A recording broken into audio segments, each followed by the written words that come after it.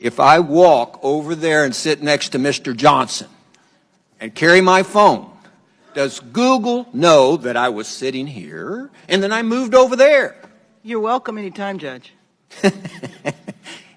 Yes or no?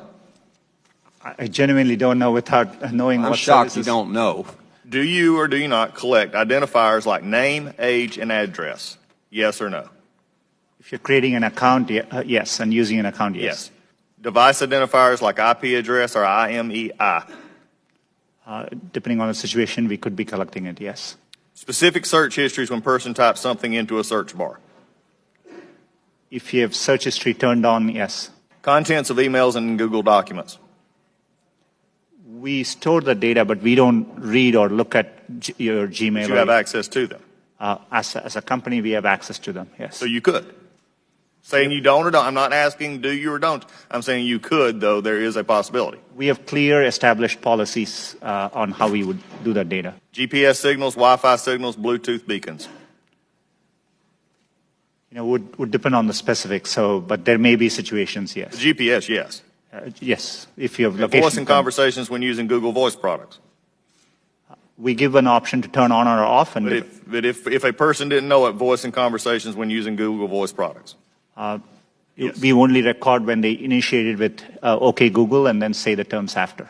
Do you believe that Google has been brought out here in some question is biased? Congressman, it's really important to me that we approach our work in an unbiased. Do you believe that Google is biased? It's either yes or no. No, not in our approach. Why, number one, does Google need all this information? We can answer that in the fact that 86% of your revenue comes from advertising, so we know you manipulate the data in some ways. However, can you explain what you do to minimize this data, which is generally an accepted standard practice among those who collect data?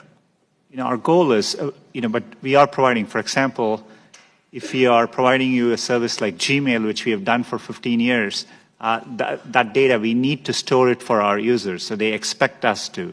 So we are trying hard to match users' expectations. We don't need, our data for advertising, as I said earlier, most of it comes from just the keywords you type. And so, we need minimal data to do advertising. We give you options to turn ads personalization off. We store most of the data we do today to help give users the experience they want, and that's what we're trying to do. How do you explain this apparent bias on Google's part against conservative points of view, against conservative policies? Is it just the algorithm, or is there more happening there?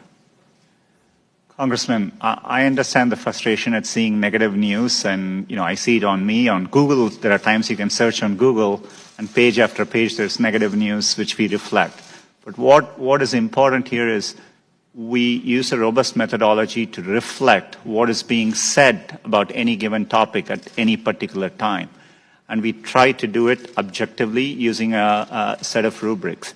It is in our interest to make sure we reflect what's happening out there in the best objective manner possible.